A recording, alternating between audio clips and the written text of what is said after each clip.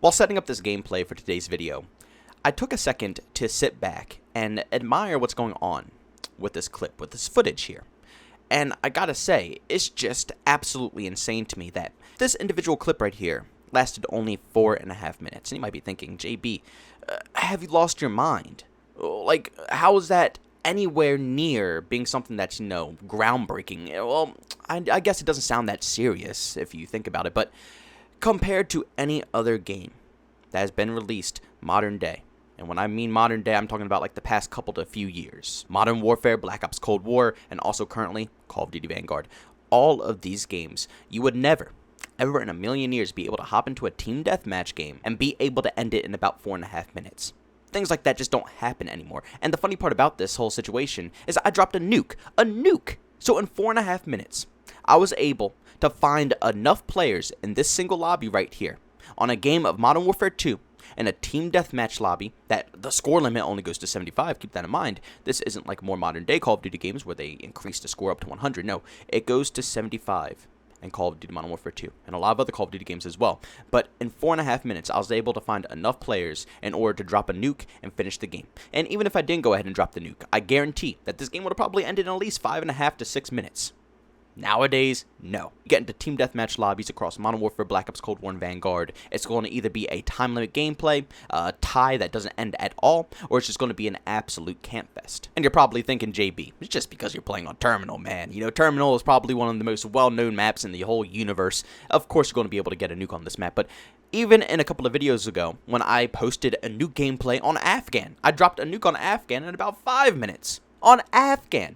One of the largest maps in Call of Duty Modern Warfare 2. I was able to find enough players to drop a nuke in 5 minutes. Now, yes, obviously streaks add up. And, it's easier to drop nukes in Modern Warfare 2 because of this exact reason. But even if you go into a game like World at War, Black Ops 1, Black Ops 2, any of these other titles, you can still hop into a team deathmatch and be able to play perfectly fine and have normal lobbies with normal matchmaking, and nothing's an issue. And the reason that you're able to find team deathmatch lobbies and you're able to play lobbies like this are because of the lack of skill-based matchmaking in these titles. It's more variety across the board. There's not exact competition, and they're not trying to put you up against the ultimate enemies every single time you hop into a lobby and also disband the lobbies just to go ahead and reevaluate your stats to put you into another lobby. They don't do that in these past Call of Duty games. It's very simple. It's very easy. You randomly find a lobby with the best connection. They put you on whatever team, and at the end of the game, they might go ahead and switch up some teams depending on if people are in parties or if they're not in parties, and they'll reevaluate the teams in the current lobby that you're in, and then they'll put you back into the action. After these clips here, after all the nukes that I get in Call of Duty Modern Warfare 2 that show up on this channel, I'm not some type of god, I'm not a legend, I don't get these things consistently. Right after this gameplay, I also got whooped as well. I'm not trying to sit here and solely pub stomp. I'm not trying to get extremely easy lobbies. I'm not trying to verse noobs 24/7 because that's what everybody always assumes when we say we don't want skill-based matchmaking. That's not the case. We want a more relaxing experience. And that's what these old school Call of Duty games produce. If you have a PC, I highly recommend going ahead and getting some of these classics. I play them all till this current day. Call of Duty 2, Call of Duty 4, World at War, Modern Warfare 2, Modern Warfare 3, Black Ops 1, Black Ops 2. All of them are playable on PC. Very minimum cheaters. And also there's mods out there like Plutonium that help you play these games without having to run into hackers. And as we all know, when Call of Duty Modern Warfare came out later down the line, a new skill-based matchmaking pattern was implemented into Call of Duty franchise. And right there and then, we have entered a new era of Call of Duty. An era of no relaxation, no casual shooters, just 24/7 sweat. And at a certain point, you got to think, are we ever going to see an end to the system? Like, I don't even want to play any of the more recent Call of Duty games. There's absolutely no point for it. If I have to do it, I'll do it for content. That's it. But when it comes to my free time, my spare time, when I want to kick back and relax, I'll be damned if I have to go and sweat 24/7 in a COD game. I'm just not about it. I'll rather, like you see here, go play Modern Warfare 2. Hop on a classic like Call of Duty 4. Play something in the Battlefield franchise. There are plenty of casual shooters out there that I don't have to torture myself anymore with more of the most recent Call of Duty titles. But just being me, or just being you, or just being thousands or hundreds of thousands of us is simply not enough, because you have to think, they are making bank off of this. They're making bank off of new players who don't have to experience the dark side of Call of Duty, who will gladly open up their wallets and spill all of their cash out. You got to think, a lot of the people who are sweating in this game, a lot of people who don't want skill-based matchmaking, are a lot of young players. It just makes sense. Younger people have really good reaction time, and as we get older, it gets a little rougher. So a lot of people who are in high school, or maybe even late in the middle school, I know a lot of kids who get Call of Duty still, regardless of their age, these kids are just going to simply pop off, especially if they put in a lot of time and effort in trying to get better. Yeah, I mean, it's just common sense. They're going to do good. But these individuals don't have money to cough up 24/7 in the store, so Activision could give two craps about those guys. They care about the people who don't do well in Call of Duty. They care about the individuals who maybe put in like 10, 15 minutes every couple of weeks into this game, who have no interest in trying to become better at an FPS shooter, but they will gladly open up their wallets because it's just a product that they enjoy. They don't know the behind-the-scenes details that are going on with Activision, how scummy the company actually is. And even if they did hear any of the news that we talk about here on YouTube, or that we're all ranting about with skill-based matchmaking, I guarantee over half of these people that they're trying to, get to, the main selling point for Activision, they could give two craps about whatever skill-based matchmaking is. They don't care. But these are the individuals that Activision wants, because if they can cater to these people, if they can put them into easy enough lobbies where they have a nice casual experience, they are more willing to open up their wallets compared to more of the sweaty players. And at the same time, reverse boosting has become such a problem, but at the same time, it's not a problem for Activision. You might think it's a problem for Activision, but truly, it is not. In the past, we've seen a lot of ways to reverse boost, especially with, actually dropping the stats on your main account to get into bot lobbies. But a lot of content creators have finally exposed their main methods that I think they've been using for ages, honestly, since maybe even games like this, Modern Warfare 2.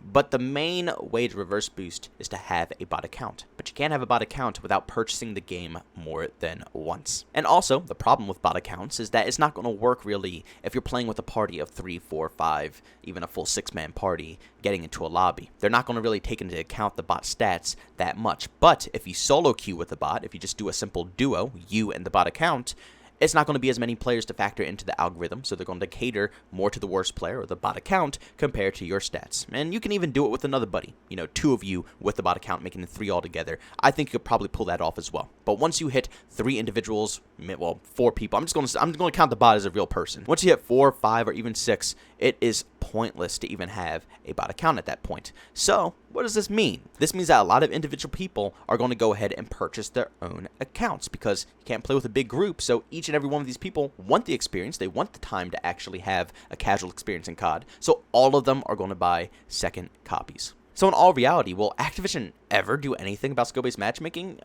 I don't think so. I truly don't, because you have a lot of content creators out there pushing a false narrative about Call of Duty. And what I mean by this is they're all reverse boosting, getting into these bot lobbies, but they're not telling the truth about it. They're not being honest with it. And I've already made a bunch of content about this in the past, and I'm not trying to bring up anything anymore. I really don't care anymore, but this is the future. This is what's going to be happening. You have a lot of people who are showcasing really outstanding gameplay in reverse boosted lobbies, but they're not admitting to it. So you have a lot of individuals out there who see this gameplay, who want to copy this gameplay, who want to go as crazy as these people did in these specific gameplays, which means they're going to start sweating, they're going to start coughing up money, they're going to start buying the game, so on and so forth. And then on the other hand, you have people who know the reverse boosting methods, so they're going ahead and buying extra copies. And the Call of Duty community is made up of a lot of people, I would say even millions. So I do not find it a problem at all to say that there could at least be 100,000 people out there who are going to go ahead and try to reverse boost, who are going to buy second copies of the game, which is a lot of money. So at the end of the day,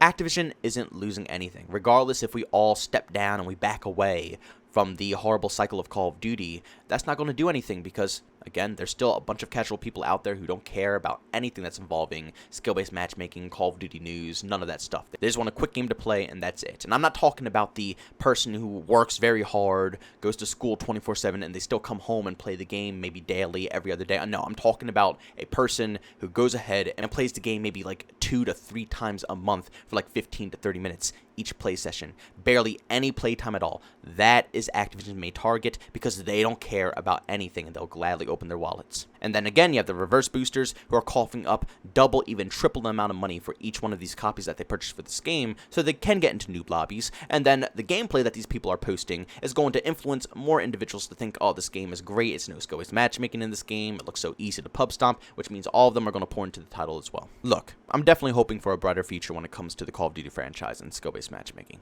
I still have a tiny bit of faith left in them that they aren't going to screw us over for eternity. There's a possibility down the road we might make enough of an impact that skill-based matchmaking will be removed. But for the next 2, 3, 4, even 5 years of Call of Duty, I don't expect any changes. Day 1 in the beta, there's already people reverse boosting because they don't want to go ahead and put up with all the crap that this game is producing. Keep this in mind. It was an alpha and a beta. An alpha and a beta. Both test servers. These things are put out for us to test, but they're both completely just overrun with skill-based matchmaking.